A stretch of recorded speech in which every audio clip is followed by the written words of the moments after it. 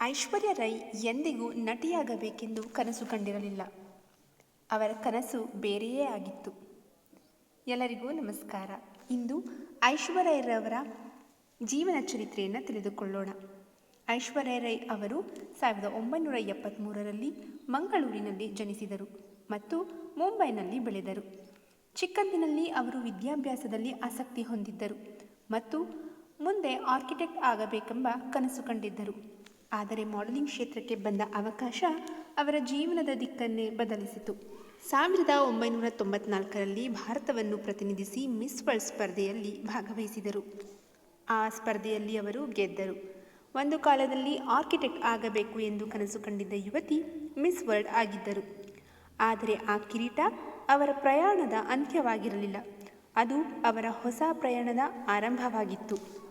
Miss world ಆದ ನಂತರ ಐಶ್ವರ್ಯ ರಾತ್ರೋರಾತ್ರಿ ಜನಪ್ರಿಯಗೊಂಡರು ಹಾಗೂ ಚಿತ್ರರಂಗಕ್ಕೆ ಪ್ರವೇಶಿಸಿದರು. ಅವರು ಕೇವಲ ಸುಂದರ ಮುಖವನ್ನು ಮಾತ್ರ ಹೊಂದಿಲ್ಲ, ಒಬ್ಬ ಉತ್ತಮ ನಟಿ ಎಂಬುದನ್ನು ಸಾಬೀತುಪಡಿಸಿದರು. ನಿಧಾನವಾಗಿ ಅವರ ನಟನಾ ವೃತ್ತಿಜೀವನ ಬೆಳೆಯಿತು. ಅವರು ಭಾರತೀಯ ಚಿತ್ರರಂಗದ ಅತ್ಯಂತ ಗುರುತಿಸಲ್ಪಟ್ಟ ನಟಿಯರಲ್ಲಿ ಒಬ್ಬರಾದರು. ಆದರೆ ಐಶ್ವರ್ಯ ಅಲ್ಲಿಯೇ ನಿಲ್ಲಲಿಲ್ಲ.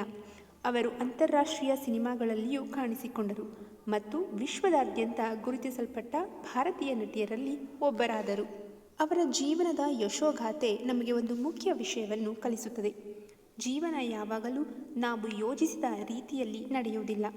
ಕೆಲವೊಮ್ಮೆ ನಾವು ನಿರೀಕ್ಷಿಸಿದ ಒಂದು ಅವಕಾಶವೇ ನಮ್ಮ ಜೀವನವನ್ನು ಬದಲಾಯಿಸಬಹುದು. ಅಂತೆಯೇ ಐಶ್ವರ್ಯ ರೈ ಅವರ ಕತೆ ನಮಗೆ ಹೇಳುವುದು ಏನೆಂದರೆ, ನಮ್ಮ ಜೀವನದ ದಾರಿ ನಾವು ಊಹಿಸಿದಂತೆಯೇ ಇರಬೇಕೆಂದಿಲ್ಲ.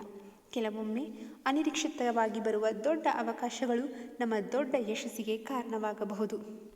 ಅವರು ಒಂದು ವಿಭಿನ್ನ ಕನಸಿನೊಂದಿಗೆ ತಮ್ಮ ಜೀವನವನ್ನು ಆರಂಭಿಸಿದ್ದರು, ಆದರೆ ಅವರ ಆತ್ಮವಿಶ್ವಾಸ, ಪರಿಶ್ರಮ ಮತ್ತು ದೃಢ ಸಂಕಲ್ಪದಿಂದ ಅವರು ಜಾಗತಿಕ ತಾರೆಯಾದರು.